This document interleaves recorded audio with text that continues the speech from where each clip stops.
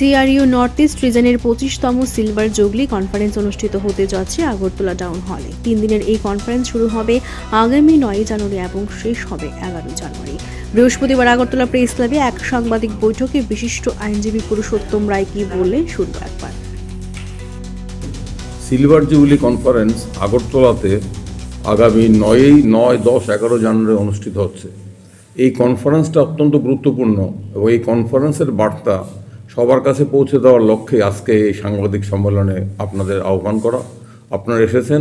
আমি সিআরইউ কমার্শিয়াল এবং মেডিকেল রিপ্রেজেন্টেটিভদের সংগঠন, তারা এই সংগঠন এই দুটো পেশায় যারা কাজ করেন পেশাজীবী, তাদের দাবি দেওয়া অধিকার আদায়ের জন্য দীর্ঘ লড়াই সংগ্রামের ঐতিহ্য তাদের আছে, আমরা তাদেরকে জানি।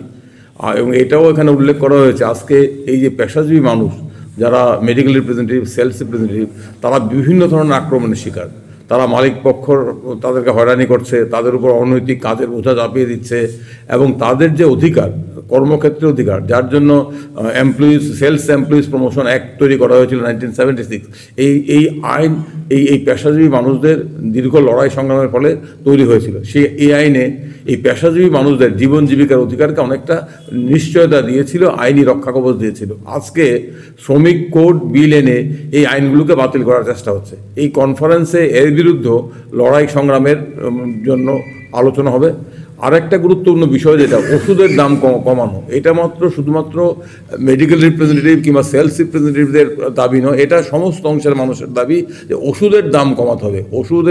ওষুধ নিত্য প্রয়োজনীয়, জীবন ধারণের জন্য ওষুধ প্রয়োজন, বয়স্ক মানুষদের ওষুধ প্রয়োজন, কিন্তু আজকে আমরা দেখতে পাচ্ছি আমাদের দেশে সমস্ত নিত্য প্রয়োজনীয় জীবনদায়ী ওষুধগুলোর দাম বাড়ছে, ওষুধ শিল্পের উপর নিয়ন্ত্রণ উঠে যাচ্ছে। এর জন্য যারা চিকিৎসা নেন তারা যেমন ভুক্তভোগী, পাশাপাশি তাদের দাবিতে সিআরইউ সক্রিয় হয়েছে, সরব হয়েছে।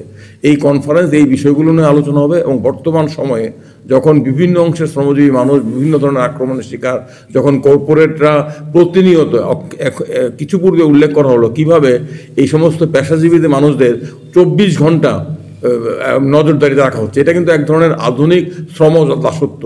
এই নয়া উদারবাদী অর্থনীতির যুগে আমরা আধুনিক শ্রম দাসত্বের যুগে প্রবেশ করেছি, যেখানে পেশাজীবী শ্রমজীবী মানুষদের 24 ঘন্টা পাহারায় রাখা হয়, নজরদারিতে রাখা হয়, প্রযুক্তিকে ব্যবহার করে তাদেরকে প্রায় স্লেভের মতো ব্যবহার করা হচ্ছে। তাদেরকে 24 ঘন্টা কাজ করতে বাধ্য করা হচ্ছে, তাদের উপর অনৈতিক লক্ষ্যমাত্রা চাপিয়ে দেওয়া হচ্ছে এবং এই লক্ষ্যমাত্রা পূরণের জন্য তাদের উপর নিত্য চাপ তৈরি করা হচ্ছে। এর ফলে তারা বিভিন্ন ধরনের মানসিক চাপে ভুগছেন, বিভিন্ন অসুস্থ হচ্ছেন। এটা অনৈতিক, অস্বাস্থ্যকর কর্মক্ষেত্রের পরিবেশ। এর বিরুদ্ধে এই পেশাজীবী মানুষরা লড়াই সংগ্রাম করছেন। এই লড়াই সংগ্রামের সাথে বৃহত্তর অংশের মানুষের লড়াই সংগ্রাম জড়িত। এই কনফারেন্স এই বিষয়গুলো নিয়ে আলোচনা হবে। আমরা আনন্দিত যে আগরতলা শহর এই কনফারেন্স হোস্ট করবে। উত্তর পূর্ব ভারতবর্ষের সমস্ত রাজ্যগুলো থেকে প্রায় 3 শতাধিক প্রতিনিধি আসবে। এই কনফারেন্সের বার্তা সবার কাছে পৌঁছার জন্য আমি সংবাদ মাধ্যমকে আবেদন করব যাতে আগামী 3 দিন এই কনফারেন্স আলোচ্য বিষয় সবার কাছে পৌঁছে দেওয়া যায়। কারণ এই কনফারেন্সটা শুধুমাত্র পেশাজীবী মানুষের সমস্যার মধ্যে সীমাবদ্ধ থাকবে না,